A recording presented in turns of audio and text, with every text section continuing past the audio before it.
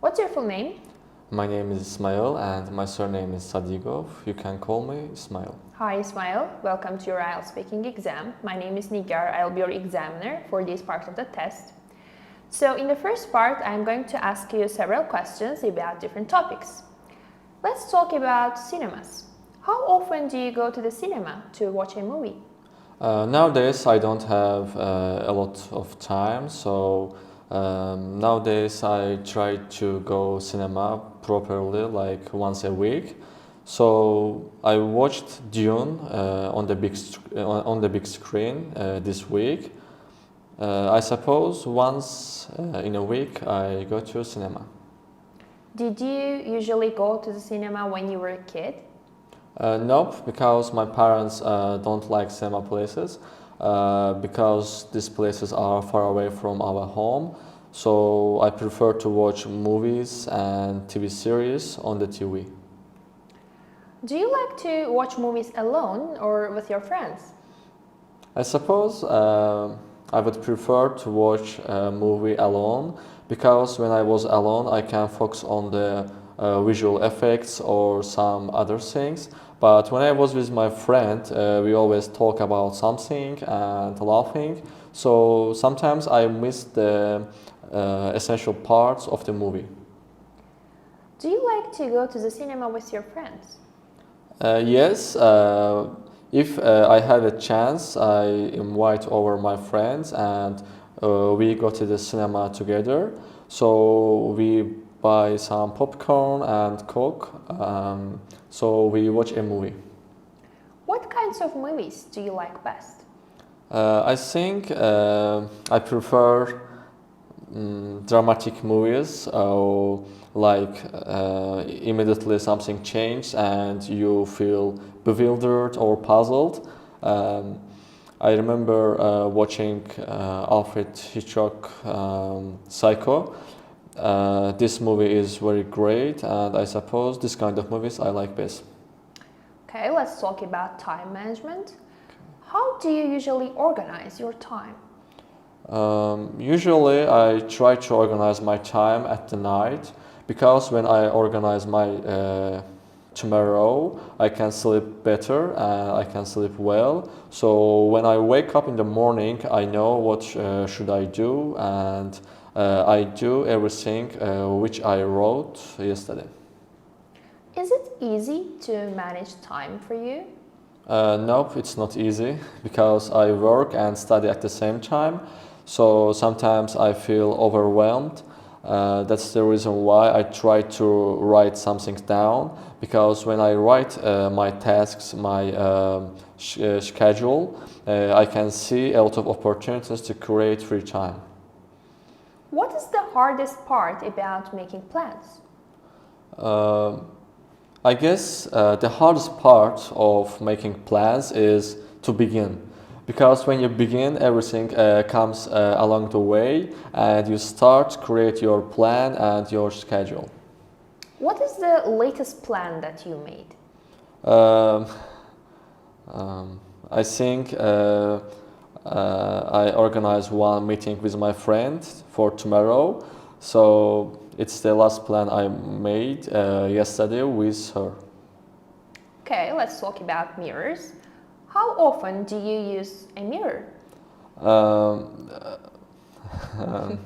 I think a lot of time I use mirror because my hair is different from past times. So I prefer to look at the body mirror because I can see my shoes and my trousers too. Do you like looking at yourself in a mirror? Yes, I like because I suppose everyone likes to watch himself or herself because we have to accept ourselves as we are. So whenever I try to look at the mirror, I try to focus on my positive sides. Do you use a mirror before buying clothing? Yes, I suppose I always use mirror before I buy new clothes or anything. because after you buy something, it can be longer or shorter for your body. What functions does a mirror have? When I was a child, I feel like we can enter the mirror and travel over the time. But years by years, when I get older, I realize that it's not true. So I think the best function of the mirror, like reflect ourselves. Okay, that's the end of part 1. In the second part of your exam, I am going to give you a paper with questions in it, and I'd like you to talk about it for 2 minutes. Before you talk, you'll have 1 minute to think about what you're going to say, and before you talk, you can make notes on this piece of paper if you wish. And here is the question card. You can start.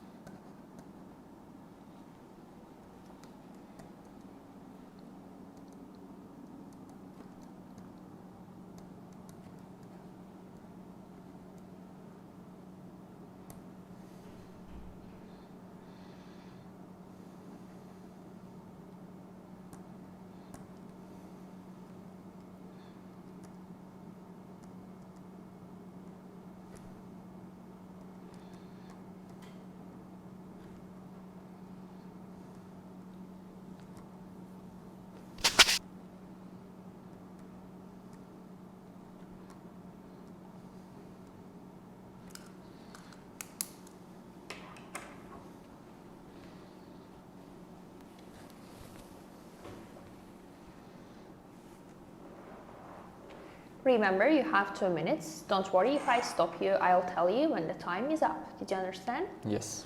Okay, you can start.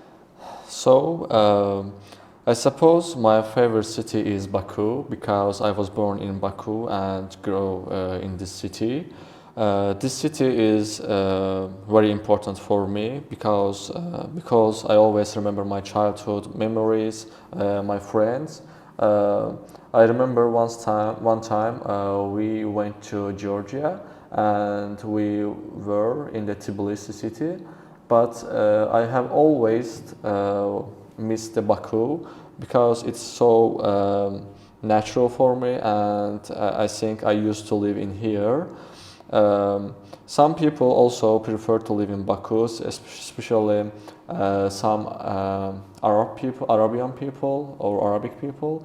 They always travel this country, my country, and always travel this city because Baku has different kind of local shops and touristic destinations. Many people come here and they shop around. They see some traditional things and buy this kind of things for their family or their friends.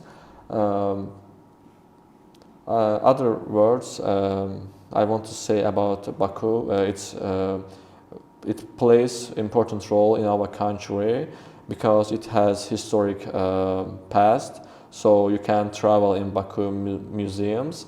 There are some kind of literature and kind of historic details, like we can find out ourselves in this kind of things. So also Baku is located next to Caspian Sea. It also affects Baku's weather.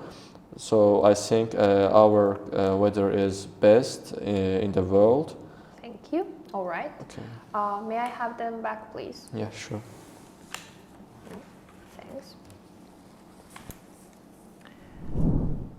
In part 3, I'm going to ask you several questions related to the topic of part 2. Okay. Is it good for elderly people to live in large cities?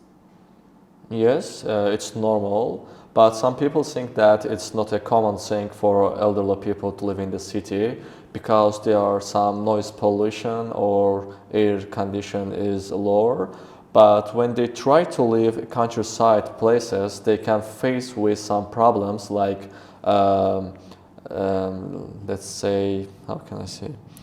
For example, they can find bus in the countryside places and they always complain about their lives. But in the city you can find whatever you want. It doesn't matter, it's food or clothes or bus or anything. Do most elderly people live in cities? I think it's balanced because when I try to travel around my city, I see different kind of people from different ages. I suppose they are same elderly people and young people. The main point is that they can understand each other and they live peacefully. Do you think youngsters living in the countryside want to go to live in the city? Yes, sure. Because I have a friend who we have a lot in common. He always wanted to live in Baku, but he grew up in the countryside place.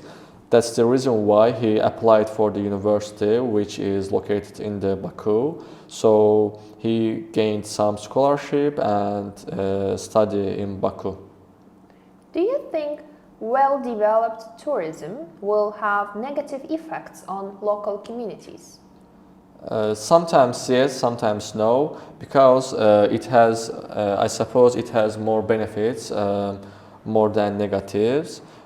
Because some people travel around city and enter local shops, give their money and improve our economic stability. But in some cases, they can pollute air, they can pollute some parks, and it can have a negative impact on our children and our lives. What advantages can tourism bring to a city? I guess economic growth is one of the great key for to overcome some problems. So tourism can benefit in our country like economic growth, and for some people they can find new job, like they can guide some tourists and they can take their children for the tour and other things. Okay, thank you. That's the end of your speaking exam. Thank you. İsmayılın speaking imtahanını izlədiniz. İndi isə İsmayıla ətraflı feedback verəcəyik. Bildiyiniz kimi IELTS imtahanı 4 kriteriya üzərindən qiymətləndirilir. Bura aiddir fluency and coherence, vocabulary, grammar and pronunciation. Fluency ilə başlayaq. İsmayılın nitqində bəzən pauzalar olurdu, bəzən dediyi sözü geri qayıdıb yenidən düzəldirdi. Ancaq yenə də buna baxmayaraq kifayət qədər səlis danışırdı, nitqi axıcı idi. Ona görə də İsmayılın nitqini, İsmayılın cavablarını fluency baxımından 7 balla qiymətləndirirəm. Vocabulary'yə gəldikdə isə siz vocabulary'də işlənən yaxşı ifadələri və sözləri video ərzində gördünüz. Ancaq burada səhv işlənmiş bəzi sözlər də var idi. Məsələn, bura aiddir to travel over the time. İsmayıl bu ifadəni işlətdi, ancaq bu yanlışdır. Bunun əvəzində İsmayıl to time travel və yaxud da keçmişə getməkdən danışırdısa to travel back in time ifadələrini işlətməli idi. Və turistik mövzulardan danışanda isə İsmayıl daha çox topic vocabulary'dən istifadə edə bilərdi. Məsələn, places of interest, tourist attraction sözlərindən istifadə edə bilərdi. Ancaq bu səhvlərə baxmayaraq İsmayılın vocabulary'si kifayət qədər yaxşı idi və digər mövzularda da topic vocabulary'dən istifadə edirdi. Bunları da nəzərə alaraq onu vocabulary üzərindən 7 balla qiymətləndirə bilərik. Keçək grammar bölməsinə. Grammarda isə nisbətən digər bölmələrə nisbətən daha zəif idi. İsmayıl burada sadə səhvlər edirdi. Məsələn, zamanları qarışdırırdı, keçmiş zamanla indiki zamanı. Bəzən article işlətməyi unudurdu. Məsələn, bəzən şəhər adları ilə bərabər article işlədirdi. Ancaq burada bəzi məsələlər də var ki, həm preposition, həm article işlənməsindən bağlı. Burada elə səhvlər var ki, bunlar ümumi səhvlərdir ki, çox namizədlər bunları edir. Məsələn, at night və at the night-ın fərqi, face ilə face with-in fərqi. Bunlar haqqında isə bizim Instagram postlarımız var. Onların da linkini aşağı yerləşdirəcəyik. Oradan siz də öyrənə bilərsiniz. Və buna görə də İsmayılın qrammatikada etdiyi səhvləri, bu xırda səhvləri nəzərə alaraq İsmayılın imtahanını 6 balla dəyərləndirmək olar. Pronunciation bölməsinə gəldikdə isə burada elə səhvlər var idi ki, İsmayıl həmişə məsələn bu səsi səhv tələffüz edirdi. Bura aiddir th birləşməsi. Məsələn, everything sözünü İsmayıl çox vaxt səhv tələffüz edirdi. Bəzi sözlər isə səhv tələffüz olundu. Məsələn, realize, because, complain, balanced. Schedule sözünə gəldikdə isə bu sözün 2 cür tələffüzü var. Schedule və schedule. UK və Amerikan fərqləridir, ancaq İsmayıl 3-cü cür tələffüz etdi bu sözü. Və İsmayılın pronunciation üzərinə 7 balla qiymətləndirə bilərik. Overall baxdıqda isə fluency 7, vocabulary 7, grammar 6, pronunciation isə 7-dir və cəmi 7 balla qiymətləndirilir İsmayılın bu speaking imtahanı, hansı ki, əslində çox yaxşı baldır və İsmayıla uğurlar arzulayırıq.